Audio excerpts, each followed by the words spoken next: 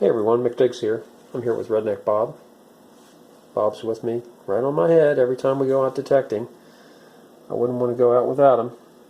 We're going to look at the hunts that I've done from March 9th through March 20th today. So let's go back to March 9th. This was a hunt in Baltimore County with my friend Ed, and I wanted to point out first this buckle here. This is a buckle that Ed found at the site. You can see the detail on that. It's actually silver plated, and it was probably a child's buckle, but it's got some age on it, and Ed was going to throw it in his trash, so he offered it to me. So Ed, thank you. We're going to go ahead and take a look at my best find of the day. It was that copper there. You can see the copper is 28 millimeters, and I just weighed it. We'll weigh it again. It comes up to sorry for the glare there, about 8.86 grams. So what does that mean? It means that we certainly can't do a positive ID on it, but that would be the right diameter and just under the weight for a King George Hibernia half cent. Maybe it's that, I don't know. Some of the things that would indicate that that is an older site found this piece of oyster shell and a piece of pottery. Some clad, dog tag, people walk their dogs there. Let's go over to the hunt on March 10th. This was over in Baltimore County at a different park. Sorry about the zoom there. You can see usual things you'd find at a farm, and the best find of the day for me was this flat button, and I think you can, I don't know, you can pick up in the light maybe just a little bit of the gold gilding on that. Nothing fancy, just a plain flat button for March 10th. Then on to March 12th. Now, not a lot of finds, but this is the hunt I went on with my friend Ken from California.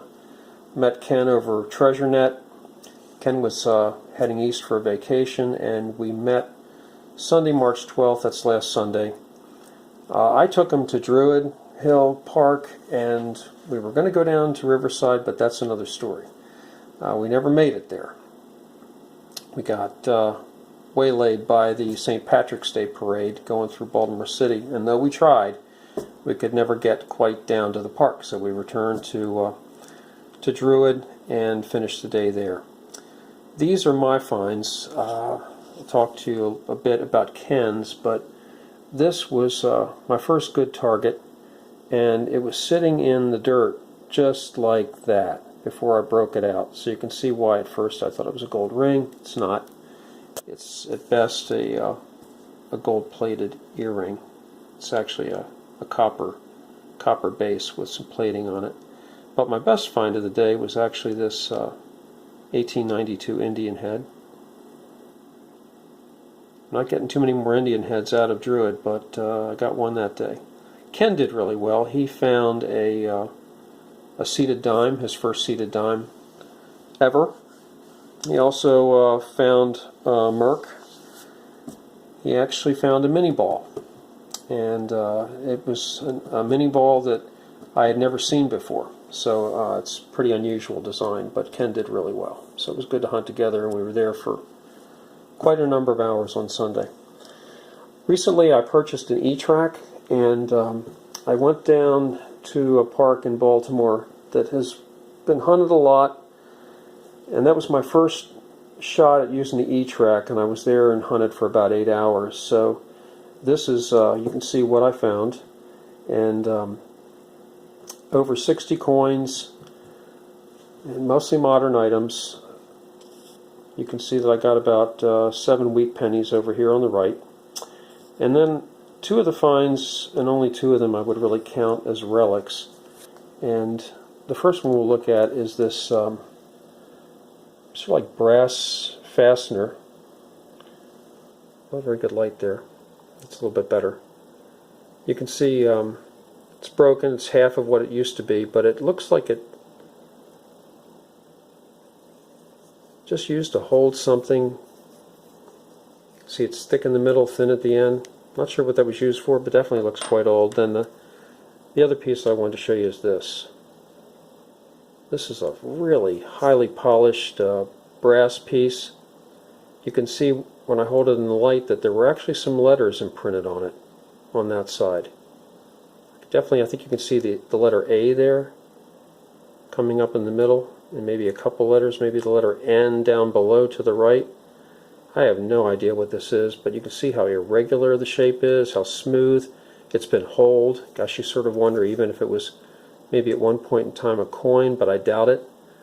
Just a really unusual old piece, and that was a neat find. And that was fairly deep too.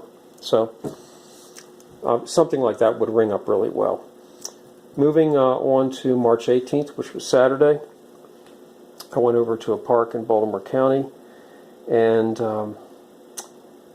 just a lot of clad. I did find 2 wheat pennies. One was real toasty and one was not, because it was actually quite close to the surface. So it was a modern drop. You can see I got the wolf neckerchief holder, my what's left of my Erdl truck here. It's a Chevy Sidestep. And then the find of that hunt was this Hutzler's employee button.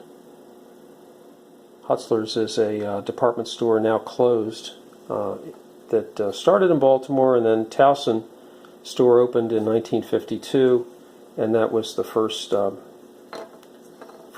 that Hutzler's opened outside of Baltimore City. So that was a pretty cool find. And last hunt, that was today, this afternoon. Got out for a couple hours, and some clad. Nice brass ring, rang up as an 81, has some leather attached to it. It's unusual because it's flattened on this one side and definitely got hit by a plow. But I thought that was a coin at first, but not so. And then really happy with this button that I found. This is definitely a Tomback design.